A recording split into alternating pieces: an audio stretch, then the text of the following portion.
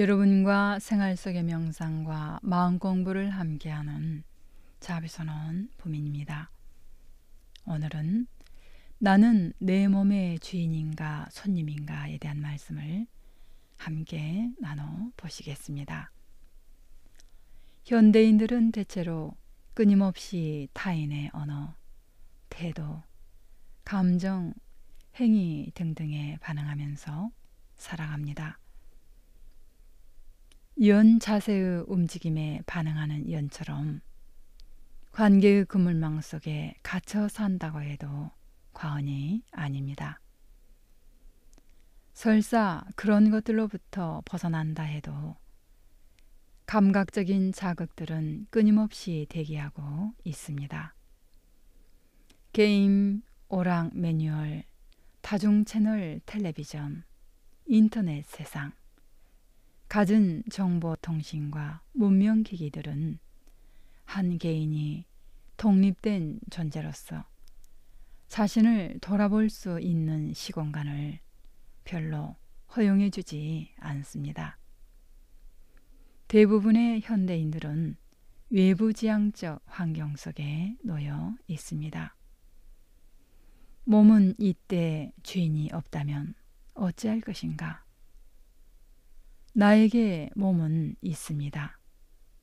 몸이 있다는 말은 내 몸의 주인이 나라는 뜻입니다.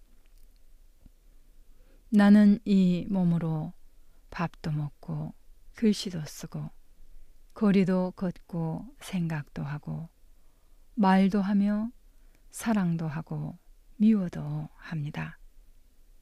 그런데 누군가 나에게 당신은 하루에 몇 시간이나 충실하게 몸의 주인 노릇을 하고 있느냐고 묻는다면 선뜻 대답할 자신이 없습니다. 몸은 마음의 집이라고 합니다.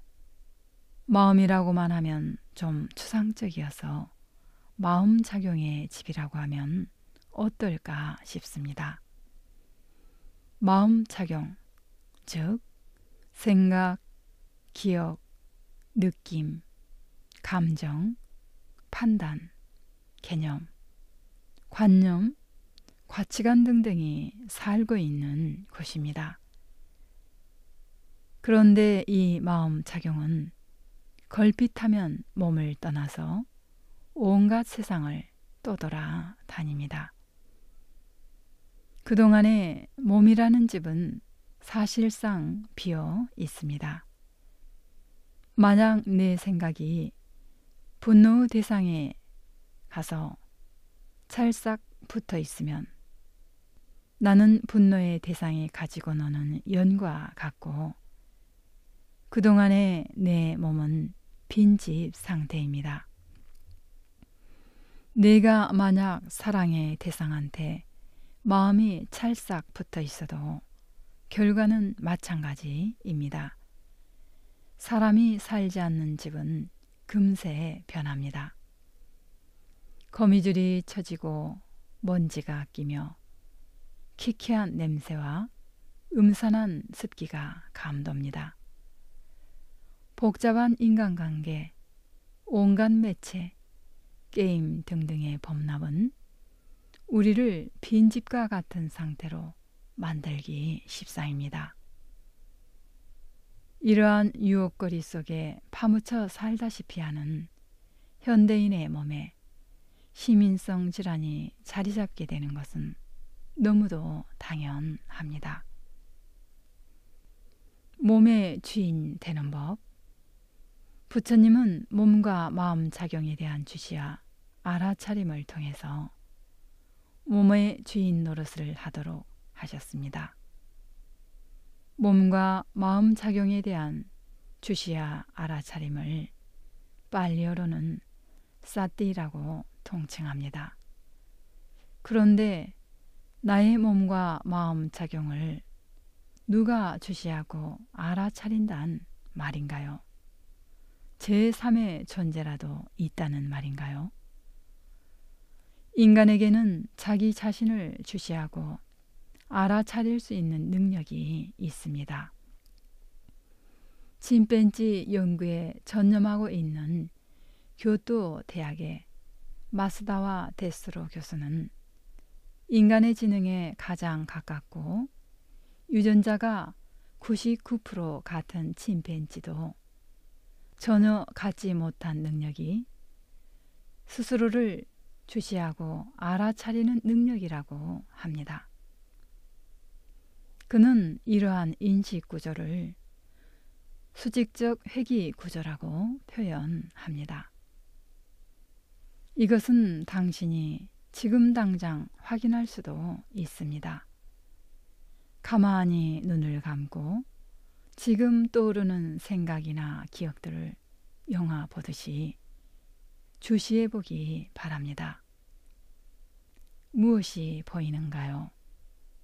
온갖 잡다한 기억이나 생각들이 스쳐가거나 한동안 멈춰 있을 것입니다. 그것이 바로 자신의 마음 작용들, 즉 잡념들입니다. 그런데 그 잡념을 주시하고 알아차리는 존재는 누구일까요? 이 글에서는 자신에 대해 주시하고 알아차리는 존재를 아는 마음 또는 보는 마음이라고 씁니다.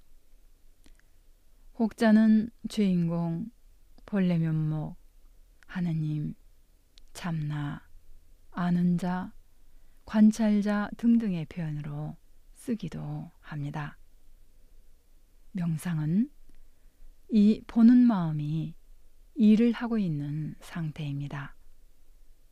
즉, 보는 마음이 자신의 몸이나 마음 작용을 주시하여 알아차리고 있는 순간을 명상을 하고 있다라고 할 수 있습니다. 그 순간 당신은 고요함과 집중의 시간을 가질 수 있게 됩니다. 보는 마음이 바로 당신의 몸이나 마음 작용을 다스리고 있기 때문입니다. 당신의 몸이라는 집에 주인이 앉아있는 격입니다. 주인이 살고 있는 집, 주인이 잘 지키고 있는 집일수록 생기 있고 깨끗하며 건강할 가능성은 당연히 높습니다. 오늘은 나는 내 몸의 주인인가 손님인가에 대한 말씀을 함께 나눠보셨습니다. 그럼 우리 안에 끼어있는 불성의 빛으로 행복한 부처님 되십시다.